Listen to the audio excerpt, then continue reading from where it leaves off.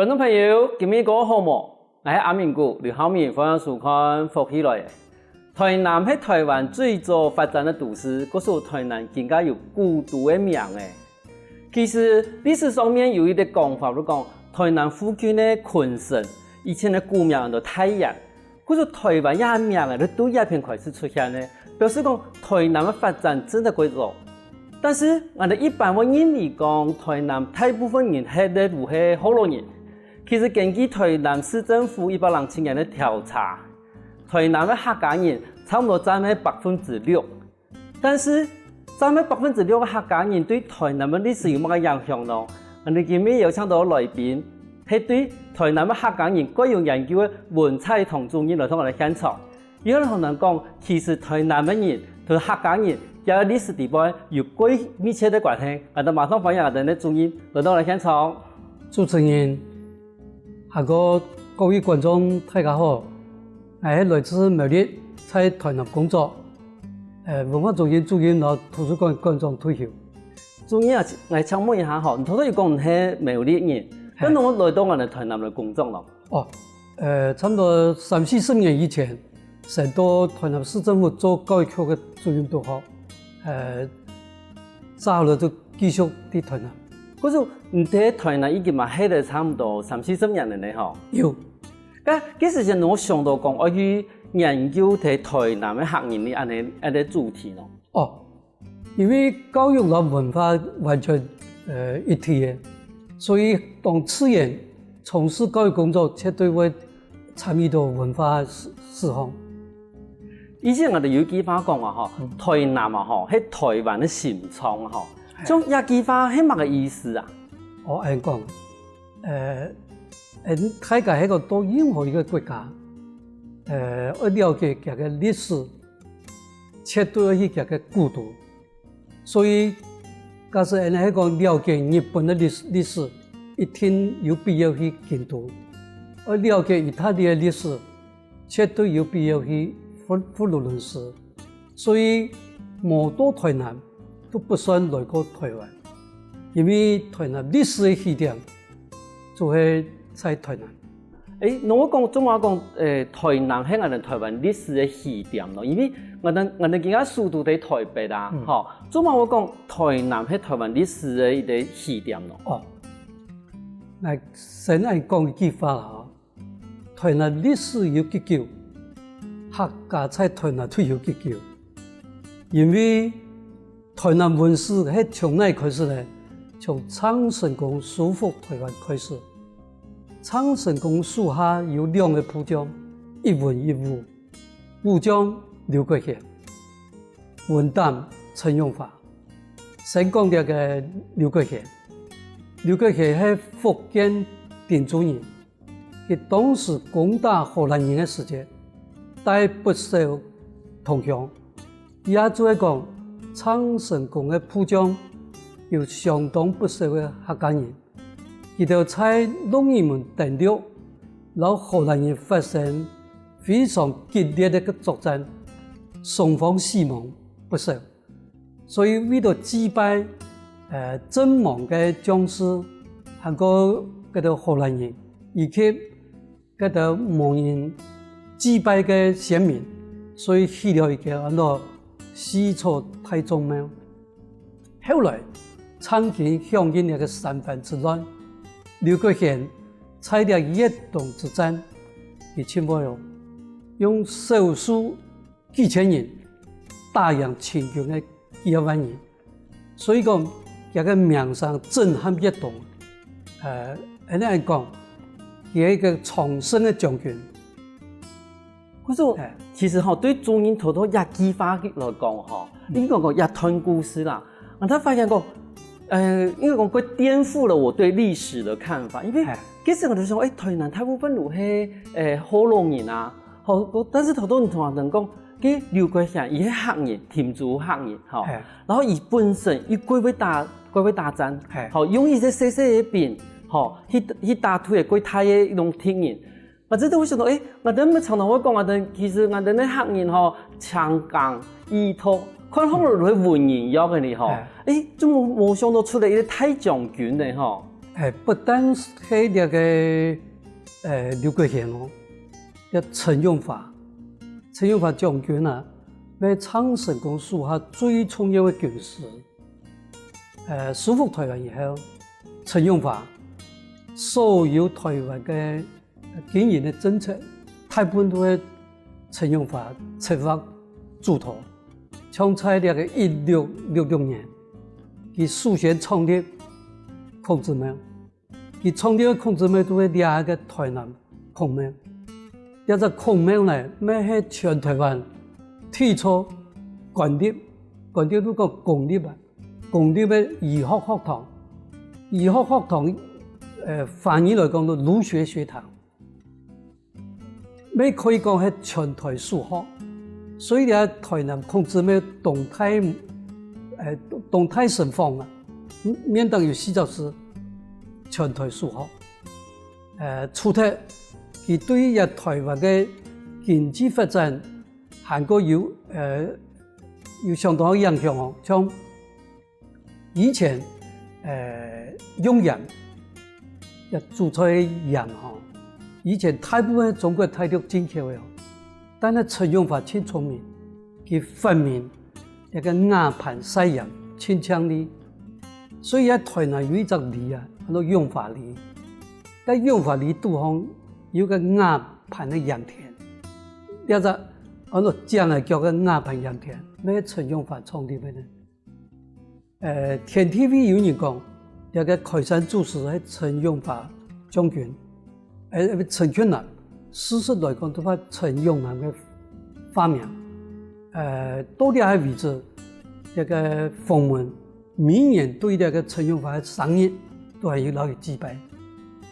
冇想到講，對於台南嘅人講開國嘅兩個將軍啊，嚇，伊啲劉國祥，嚇，伊啲陳永發，冇想到兩個都係漢人，而且伊啲都講，比如講頭講嘅劉國祥，嚇，伊唔單止係幫我聽說我哋咧昌盛公，伊平定了幾多嘅亂事，聽伊陳永發咯，伊都把幾多嘅民生啊，嚇教育嘅東西帶落我哋台灣，嚇，嗰時喺台南成立咧孔廟嘛，很多都講一啲咧全台數學，嚇全台數學，其實一對台灣嗰時嘅教育嚟講，係幾重要嘅一個地方，嚇，因為唔可是有一個學校，一個廣泛嘅學校嘅時節，你等於你講我哋慢慢地把教育嘅普及下去嘅。咁從頭到要講到啲歷史上人嚟講，我哋經常看到天地嘅陳俊南，伊可能都係陳永發哦。係，所以呢個陳永發哦，單嚟講佢對台灣經濟嘅發展有相當嘅影響。大家所知，台南市政府也永發路順，按照永發中心，完全都紀念陳永發將軍咯。咁像我哋平常，比如講我哋喺呢啲屏東嘅女僕嘅，但是我哋屏東嘅連絡啊，其實我哋幾多嘅客家莊地嗰度有昌王公廟。咁像我哋客人會祭拜昌王公，係咪同也係兩個將軍其實最在地嗰有貢獻有關係咯？佢絕對有關係。不單係我，台南嘅有個下陽區啊，下營區有一個毛公里都有一個橋南沙區，全部相流。喺劉國興後台呢，一直流傳到啲人。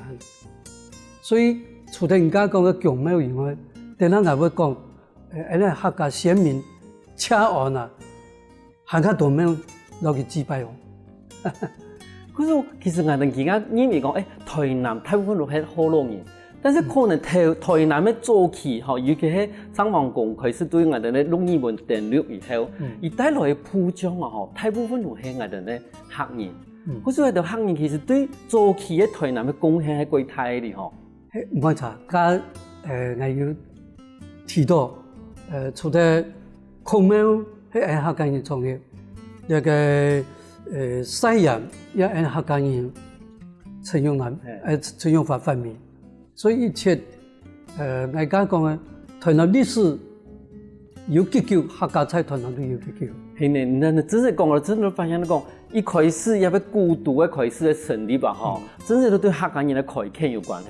但是我想讲吼，头都主任有讲到伊个晒盐的问题吼，我相信观众朋友都想讲，咁今个人晒盐都看到係安尼晒盐啊，咁冇想到，假使讲以前係盐係台灣即個唔會晒係咪？以前那台灣嘅鹽係用中國大陸進口，中國大陸嘅鹽大部分用鹼，唔係用曬。用鹼的，用一個拿一個太薄嘅地方，然後帶下去起火，用一手水讓佢鹼走來安尼嘅，嗰時唔會晒鹽。所以台灣要晒鹽都陳永華發明，佢嘅啲嘅鹽田都係鋪嘅那個木當嘅瓦，嗰個瓦盤鹽田，清香啲啊。係啦，都變成講，啲瓦盤上面，都把個海水拍上去，嚇，然後安尼一把鹽嘅鹽都會睇嘅我哋嘅瓦盤上面，然後唔好同我哋嘅奶啊，嚇，全部要去淋，要去用下啦，就變成幾種嘅鹽嘅方法，睇馬個槍力，嚇，聽一數嘅時間，如把嘅瓦盤提拿上來，嚇，如把得到油嘅。嗰時其實對，因為鹽對民生來講係最重要嘅一件事情。係啊，嗰時變成台灣即刻可以，我哋講即刻可以產生鹽嘅時間，我哋都唔是在靠大體嘅。陳永華開創台灣鹽業300年嘅歷史，有段時間台灣安順台南嘅安順鹽田，佢所生產嘅鹽用一股嘅運河啊。運出去到日本本天房用嘅呢？你表示講因為鹽嘅品質一定好，係啊，哦，因為佢可能用我哋嘅台南嘅日頭去曬嘅，然後要強力，甚至喺台南梅嶺啊，以前嘅強州山，嘅生產嘅強州啊，要清好，要提供幫個日本天房使用。以前我哋看武俠小說嘅時候，有一句話講。平生唔識陳近南，變成英雄嘛茫然。冇想到有個陳近南可能都係外人喺台南最有名嘅陳永華。休息下哦，下一台節目我哋埋嗰度，好精彩嘅節目哦。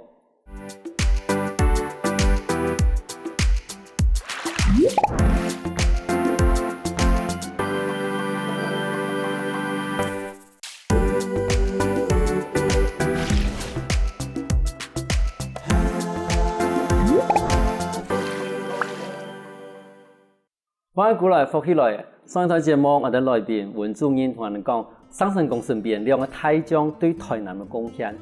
其實我哋時間啊，慢慢地對清朝已經到咗日本時代。第講其實喺日本時代，你要接觸台灣嘅時間啦，其實我哋講我哋台灣島內地方抗爭最厲害呀，其實都係客家嘅族群。佢將我哋喺嚟日本開始接觸台灣以後啊，佢對台灣客家人咯。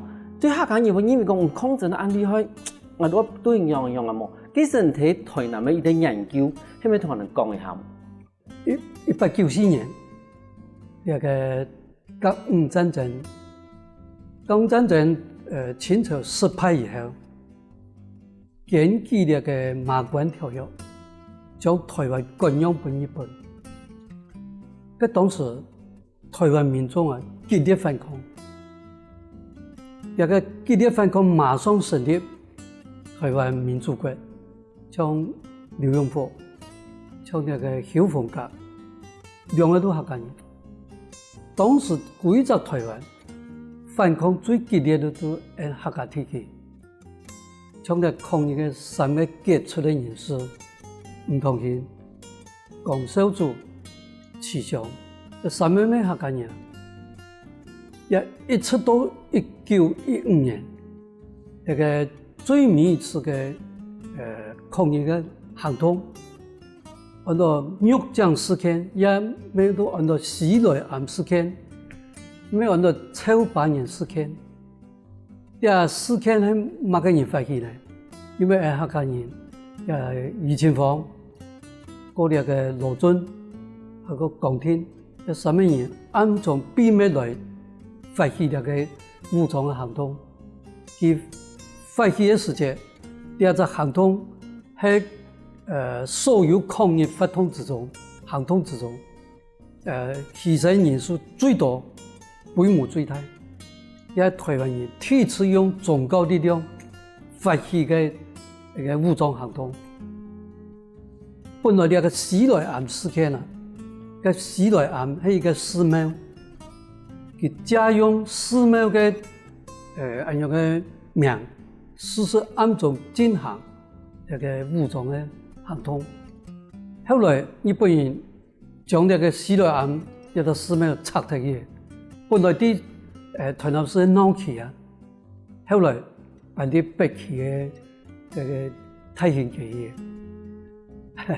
高路中頭到我哋嘅主任講到講，其實我哋一開始哦，我哋日本人咧接觸台灣嘅時間，其實輸到我哋島內陸我哋客人咧抗爭最多吼，譬如講頭到主任講到嘅我哋咧胡同賢啊嗰度，其實我哋南部嘅客人啊吼，譬如講我哋咧睇嘅火燒莊事件嘛係對日本嘅抗爭嘛打過激烈。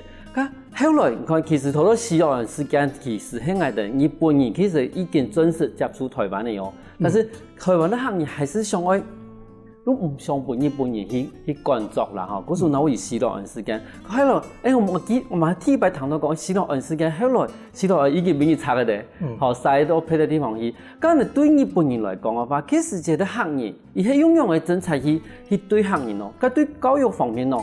而對客人的教育係咪因為講啊，要專門翻譯啊，係咪對高壓嘅控制還是樣嘅咯？好，呢個問題係從這個日本首出台灣抗日運動勢力以後，佢馬上派義勇元太郎到台灣度做總督。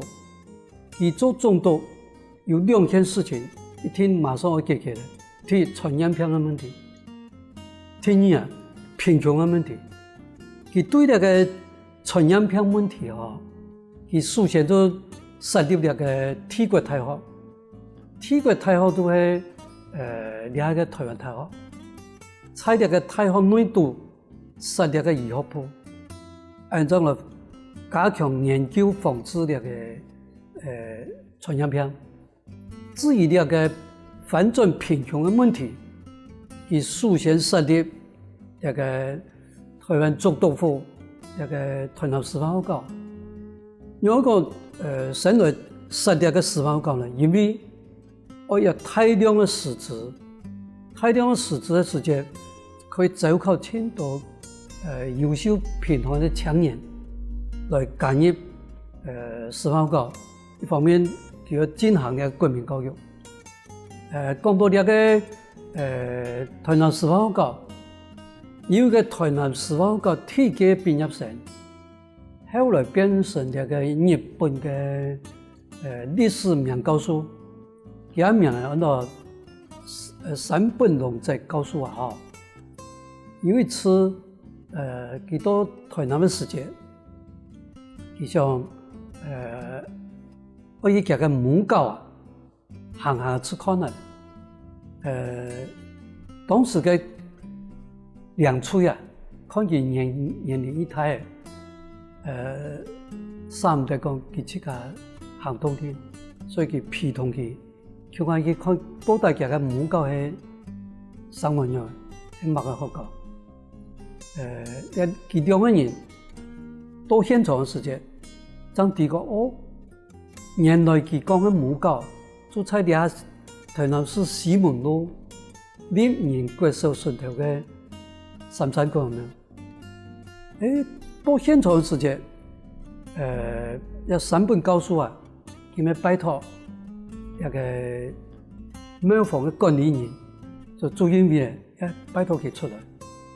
等到雙方人士坐下來，反映一對照，張地講山本嘅。也就教書嘅母校啊，就係先前嘅台南師範學校。當時借用呢個三山國王廟嘅廟堂嚟做呢個教室。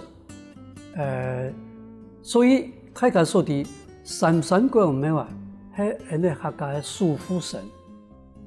所以台南師範學校嘅設立事实来讲，客家到台南师范学校设立啊，有个演员。台南师范学校后来改制为师专，有师范学院，也有改名台南大学。到目前，台南大学每年的校庆运动会啊，还会做一个三山国王庙来点圣火。可以说明台南师范学、台南大学延续10年。讲到两岸面顺便来收集一下台南的三山国王庙哈。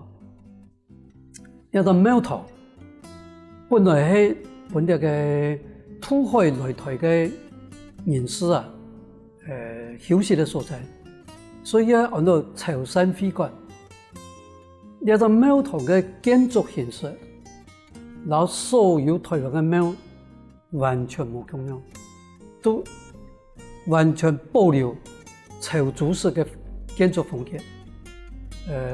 到目前為止，一個廟堂嘅歷史有277年，係屬於台灣2級嘅古蹟，所以千有人有意義。大家一個有閒可以到這個三山國王廟嚟行了一下。我大家一講，台南師範學校嘅設立，後來到北京清華大學嘅設立有這個關聯。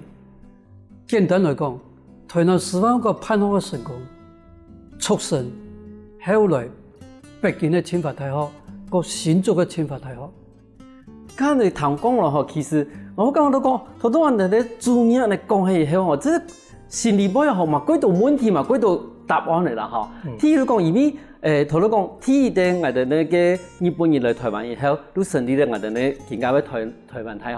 後嘅我想講，咪有可能，因為嗰時嘅他們睇嘅1895嘅時啦，吼，嘅台灣日本人嚟接觸台灣嘅時節，其實幾道變咧吼，唔係戰死。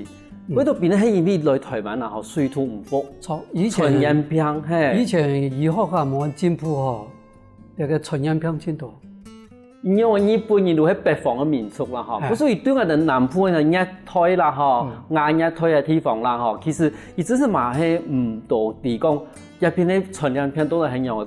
嗰時一開始接觸台灣以後，睇到做入嘅醫學人其實係可以了解咯，因為嗰時伊即個睇台灣綠色嘅嗰度苦。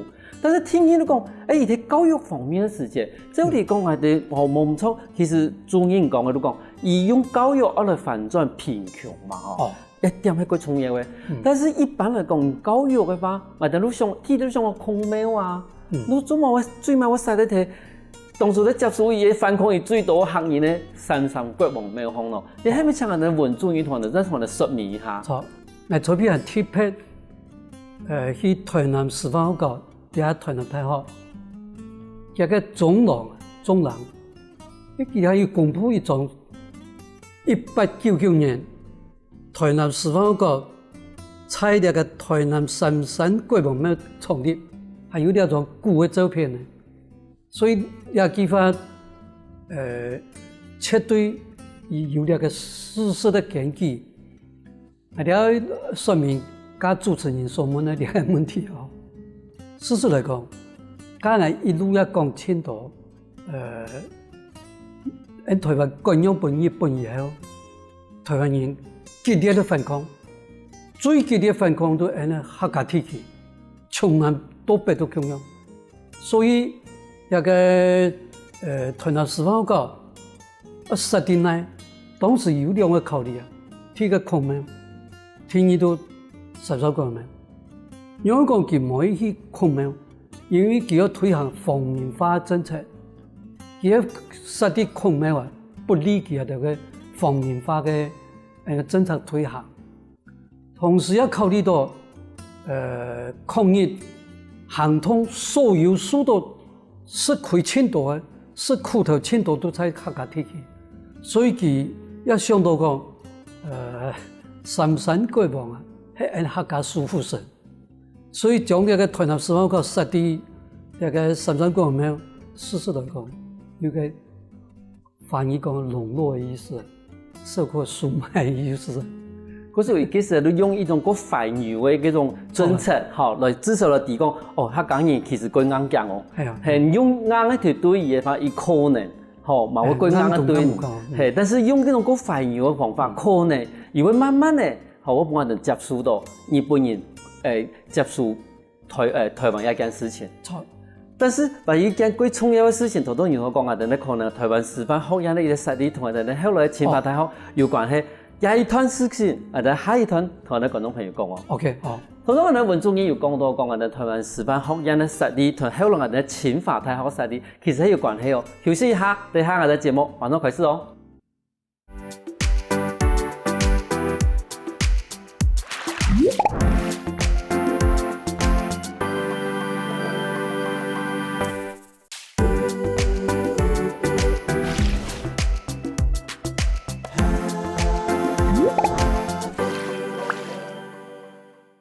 歡迎過來復起來，上一堂節目我哋來賓文中醫同我哋講，我哋咧台南師範學院後來影響到我哋清華大學嘅實力哦。我哋馬上嚟問問看我哋文中醫講，都係希望嘅事情啦。怎麼講我哋咧台南師範學院，我同我哋咧清華大學嘅實力會有關係呢？不但係主持人有兩個疑問啦，連清華大學、台南大學佢哋行政單位啊，冇人掂，咁樣獲得檢舉。台南師範學校體檢畢業生山本龍在教授，剛才講嘅日本歷史嘅名教授，佢檢舉佢嘅口述歷史，佢講日本時代時期，一個總督府為了推行國民教育，所以需要大量嘅師資，設立個師範學校，由那個政府提供那個學費。個實習也免費，韓國有本地的畢業生高質的補助，所以係貧寒優秀的青年今後的出路，反轉貧窮也清潔。當時那個宜永源太郎在台南師範學校辦學順利，佢就轉去那個日本。很多當時負責美國對中國事務的國務卿何玉漢，佢都要去中國大陸來救濟貧窮。因為講也就會想到去中國大陸救濟呢個貧窮，就因為佢哋提講清朝一流以來看賠款賠幾多次，所以民生啊非常艱苦。佢想講，美國也既然富強，係咪聽說中國嚟救濟那個貧窮？佢都喺去中國大陸救濟貧窮嘅時間，路過那個日本，特別知名，拜訪那個宜永源太郎，因為佢談到宜永喺台灣辦學一成功，而源太郎老佢建議。佢講人哋美國喺中國大陸救濟貧窮，絕對唔好用現金去救濟，用現金救濟唔係好方式。最好嘅方法，我從我哋台灣辦學反轉貧窮清潔。所以有幾發別建議佢同意以後，佢轉移到羅斯福總統有報告。後來，這個國會又同意將這個港資賠款還蠻賠錢退還本清朝，同時清朝加駐美國的公司的良心先生，也有聽說爭取，所以將這退還的港資賠款的錢拿出來對北京的清華園辦這個學堂，這個學堂都公費留學以之前的一批學校都做了。但是主要後來嘅清華大學，所以可見宜永源太郎在台灣辦學成功說服那個宜永源太郎在香港將美國將這個港資賠款的錢退出來，因此可以簡單講，台南大學辦學嘅成功促成後來清華大學嘅实力。等那个清华大学高中梅贻琦先生到新竹的时间，继续拿那个港资赔款的钱拿出来办新竹清华大学，一直到了下新竹清华大学每年还有收到港资赔款的支票。就刚才吧，其实你看，我哋头都讲到日本时代，但是我哋提讲我哋昌成功系，其实有一段时间，其实我哋讲都台建立呐，其实唔希望客人啊吼来台湾，其实台湾的客人哦，其实話喺喺台南市地方下，還是講去行去那些地方去開墾的咯。清朝康熙年間平定台灣以後，實施了那個土海禁令，其中一條規定不准廣東的潮州、惠州的人民土海來台。乜個原因呢？都因為清朝對客家人的牛用山寨感覺非常的不安，韓國一強強講客家人大量到台灣以後，反清勢力可能會再起，所以嚴格禁止。因為有告訴人民，施琅失了昌成功兩個浦江千多的虧，所以封師打壓，等到那個施琅過身，土海禁令將解除，所以使得客家先民到台灣的時間，比起河洛人到台灣時間，將近慢慢幾百年。因此，客家人到台灣，大部分都喺啲山邊啊，冇到丘陵地區啊。但係缺點也咪係優點，因為講你喺自休，逐禮拜休息2日。大家所看，民眾最想去嘅所在都喺客家莊，所以個太陽之下一公平。譬如講頭講，哋去嘅從來冇去嘅美濃啦，嗬，到山腳下面嗬，還有哋啲南莊啦、北埔啦，什麼都幾多年呢，不用假設啦，如果就去嘅，嗰種台南咯，其實喺台南。啲客家人，因為其實真係都比我哋啲河洛人慢嚟100人過來，咁後來其實來嘅客家人，睇他們其他台南嘅分布喺哪啊？在那個曾文水庫附近，有一個南市一個區，保存非常完整嘅一個公家古屋。一公家從這個開基祖講以南，從這個農民們登陸佢在灣下。佢到台灣以後，到現在佢嘅公家，才有24胎了。有24胎，多啲嘅後胎，可惜啦，冇清楚佢嘅客家身份，因為唔會講客家話。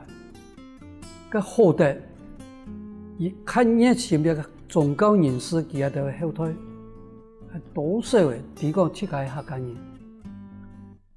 要審問了台南市政府和相關的團體，時常下擺會去判相關的客家法通啊、順建的法通啊，就慢慢的喚起佢哋那個客家意識。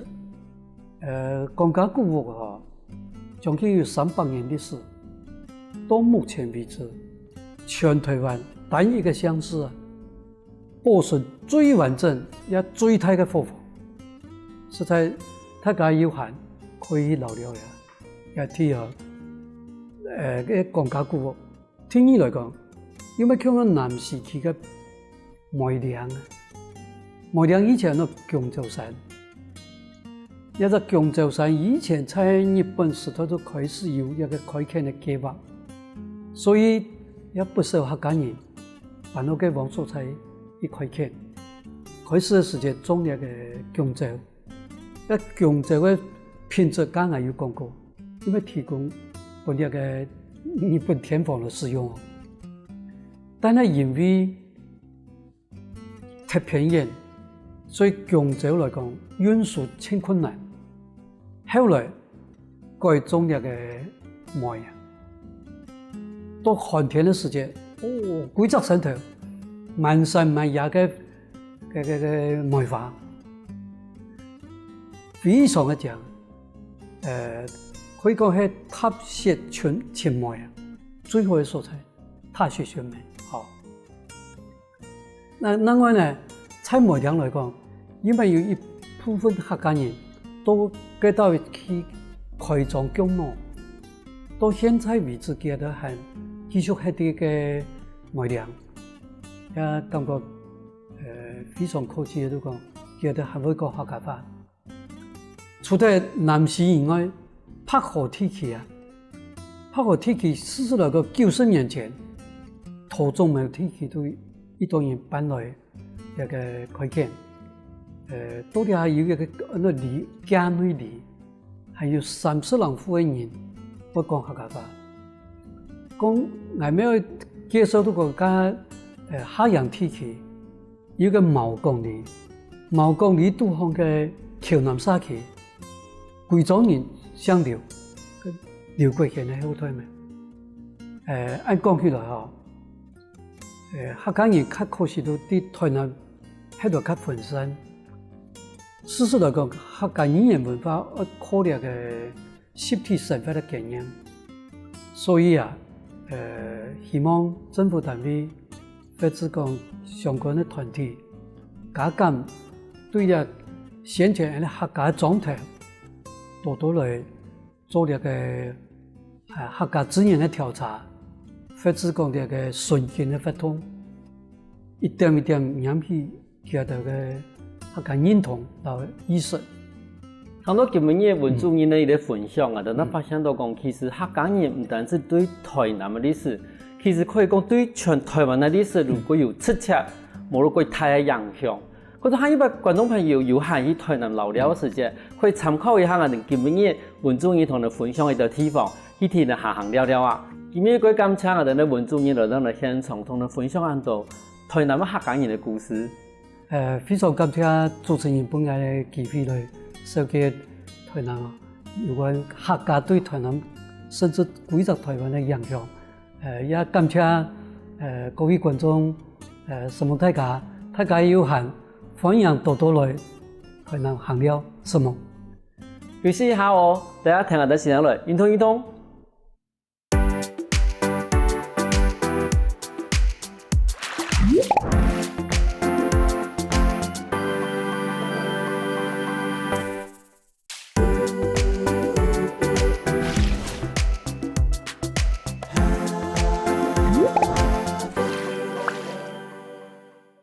各位觀眾朋友，大家好！又到係學校運動嘅時間嚟哦。我係永權，今日教大家係瑜伽組合嘅動作，嚇全身都可以運動到嘅哦。你哋準備好嘅嗎？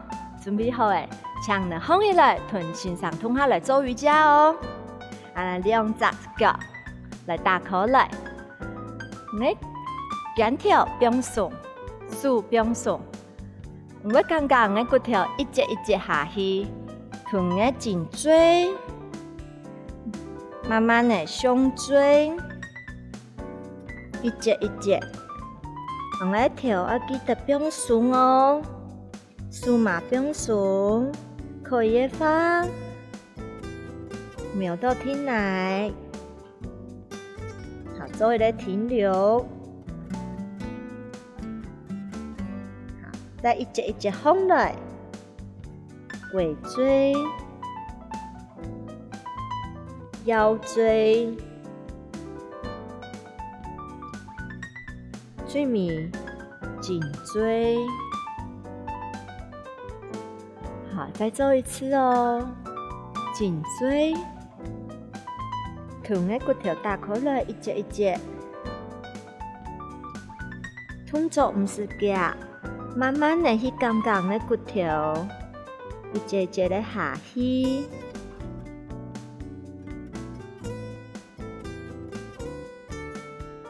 記得繼續呼吸，做一個停留，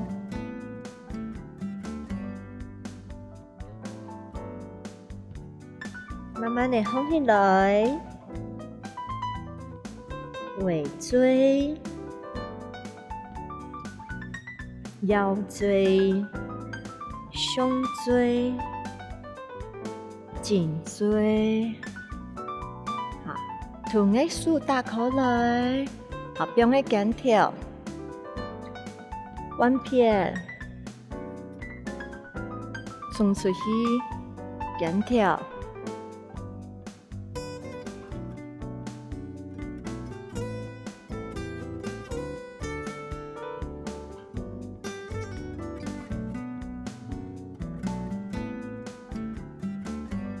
好，来弯片，减跳，弯片，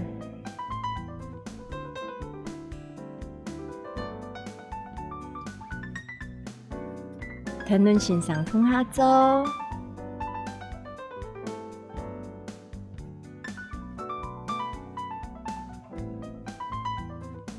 两只数。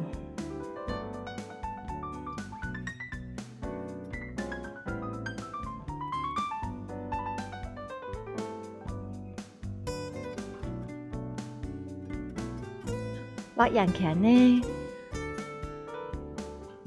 深呼吸，越挖越太强。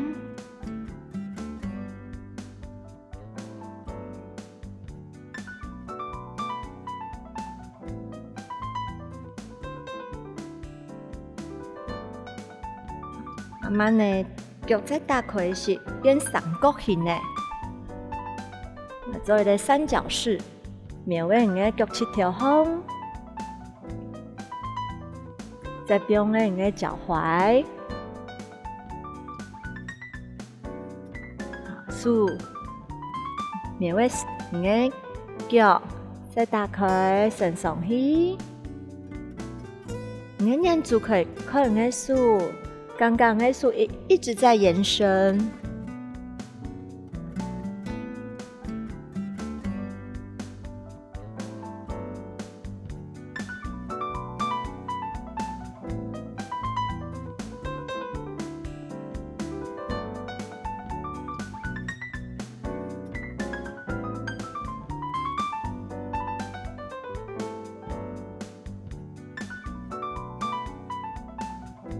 慢慢地鼓來，更加嚟彎片的哦。先邊嘅你嘅腳切條，你剛剛嘅狀況可以再慢慢下去。那比較做不到的，我們可以邊嘅腳切條唔怕，可以嚟同線上通下邊嘅腳踝。一樣數，苗嘅腳，再拉長，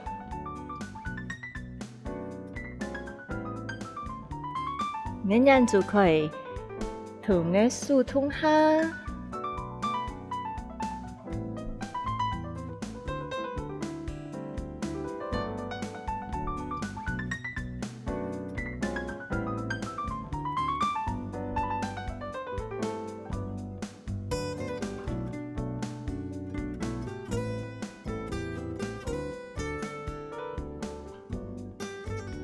慢慢地鼓來，好，更加來做弓箭步，可以發在下去，好，我腳切條，身呢可以天來空，數慢慢地壓高，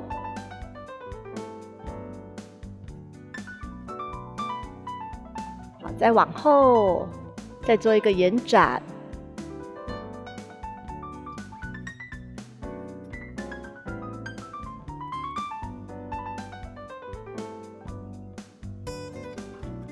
慢慢地下來，鼓來用隻手苗吼來邊彎腳彎片來，好，可以的話再下去一點哦。腳切條硬誒，天來下，好，先拉一下你的筋，可以發先伸出去一隻手，好有穩誒。唔怕，咱來邊聽你雜數，口葉發往後延展，慢的过来。好，不用来听奶。好，四足跪姿。好，我们先把肚子粘在地板上。好了，趴下来，两只手用在你的胸口前面。好，吸气，调气的时间，在上面看，记得你的手肘要踏侧，胸口打开，从三个的眼镜蛇的头，好，在上面看，来继续呼吸哦。慢慢的下来，休息一下，再次来吸气，吐气，继续呼吸，在上面做停留，记得不要憋气哦，胸口打开。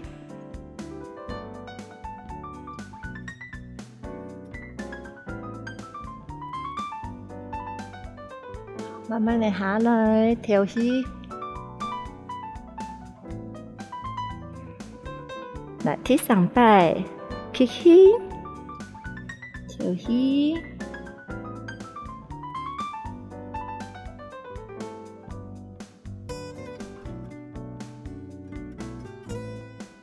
胸口再打开。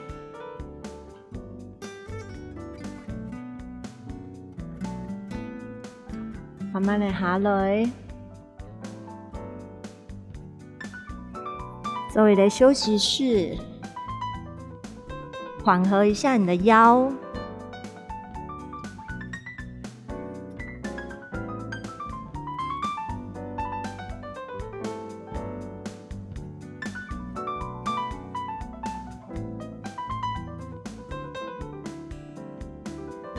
慢慢的放起来。更加强两只手并用的挺来下，四足跪姿。好，一只脚伸出去，两只脚伸出去。好，做棒式，停留。1、2、3、4，肚子要竖起来哟。6、7、8、9、10，好，慢慢的竖起来。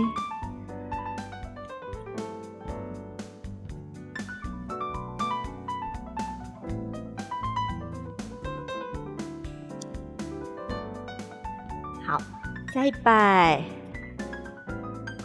一只脚，两只脚。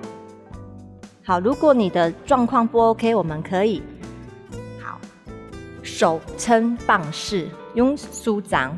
好，按你做嘛可以，来做10秒钟就好了。来，1，屁股要夹紧哦。2、3、4、5、6、7、8、9、10，做到了吗？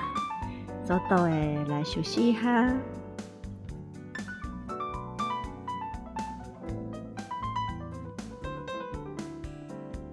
慢慢的好起来，圆背起来。